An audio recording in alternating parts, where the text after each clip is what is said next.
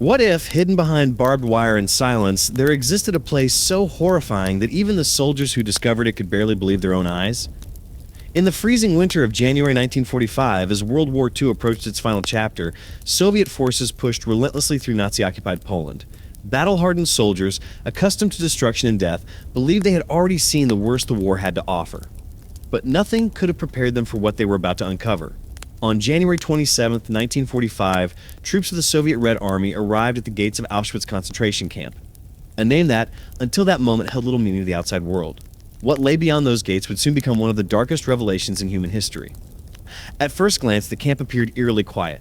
Snow covered the ground, muffling sound, while rows of barbed wire fences stretched endlessly across the frozen landscape. Watchtowers loomed overhead, empty and silent. It looked abandoned, but it wasn't. As the soldiers cautiously entered, they began to realize that this was no ordinary military installation. Inside, they found thousands of prisoners.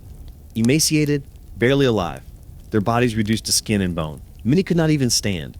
Their eyes, hollow and distant, reflected unimaginable suffering. Some reached out weakly toward the soldiers, unsure if this was rescue or just another cruel illusion. This moment marked the liberation of Auschwitz, a turning point not just in the war, but in humanity's understanding of evil. The soldiers quickly grasped that they had stumbled upon something far more sinister than a prison camp. Auschwitz was a vast complex, a machine designed for systematic extermination. It consisted of multiple sections, including Auschwitz I, the original camp, and Auschwitz-Birkenau, where the majority of killings took place. As they explored further, the full scale of the horror began to emerge. Barracks filled with wooden bunks revealed the conditions in which prisoners had been forced to live. Crowded, unsanitary, and freezing. Starvation had been a constant companion. Disease spread rapidly. Death was everywhere. But it was what the soldiers found next that left them stunned. Warehouses filled with personal belongings. Mountains of shoes, piles of suitcases, stacks of eyeglasses, and even human hair testified to the countless lives that had passed through the camp. Each item represented a person, a story, a life abruptly stolen. The Nazis had attempted to destroy evidence of their crimes as the Soviet army advanced. In the days leading up to liberation, they forced tens of thousands of prisoners on brutal death marches, driving them westward in freezing temperatures. Those who could not keep up were shot or left to die in the snow. Yet, despite their efforts, they could not erase everything. The truth remained, etched into the walls, the ground, and the survivors themselves. Among those survivors were children, some too young to understand what had happened, others already aged beyond their years by trauma. They had witnessed things no human being should ever see. Families torn apart, lives reduced to numbers, humanity stripped away piece by piece. The soldiers, many of whom had lost comrades in brutal combat, found themselves overwhelmed. Hardened by war, they were not prepared for this. Some reportedly wept openly. Others stood in stunned silence, unable to process the enormity of what they were witnessing. Medical teams were quickly brought in, but the situation was dire. Many prisoners were too weak to recover. Years of starvation, forced labor, and abuse had taken an irreversible toll. Even with food and care, thousands would not survive the days and weeks following liberation.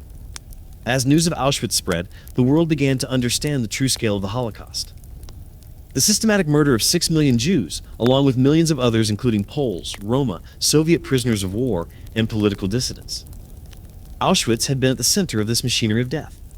The liberation exposed not just a single atrocity, but an entire system built on hatred, dehumanization, and industrialized killing. It forced the world to confront a terrifying question. How could something like this happen? The answers were complex and uncomfortable. It was not just the work of a few individuals, but a coordinated effort involving countless people. Planners, guards, bureaucrats, each playing a role in a system that normalized cruelty. And yet, even in this place of darkness, there were moments of humanity. Prisoners who shared scraps of bread, individuals who risked their lives to comfort others. Small acts of kindness that stood in defiance of overwhelming evil. The story of Auschwitz is not only one of suffering, it is also one of survival. Those who lived carried their stories forward, ensuring that the world would never forget. Their testimonies became a powerful force, shaping history and reminding future generations of the consequences of hatred and indifference. In the years after the war, Auschwitz became a symbol, a place where people from around the world would come to remember, to learn, and to reflect. The phrase "never again" emerged as a promise, a commitment to prevent such atrocities from happening in the future. But remembrance alone is not enough. The lessons of Auschwitz demand vigilance. They remind us that the line between civilization and barbarity can be thinner than we think. That prejudice, when left unchecked, can grow into something far more dangerous. The liberation of Auschwitz was not just the end of a nightmare for those who survived. It was the beginning of a global reckoning. A moment when the world was forced to see, to understand, and to remember. And even today, decades later, the echoes of that discovery still resonate. In every story told, every memorial visited, every lesson taught. The voices of Auschwitz continue to speak. They remind us of the past. They warn us about the future. And they ask us one simple, powerful quest. Ian, will we remember? And will we choose differently?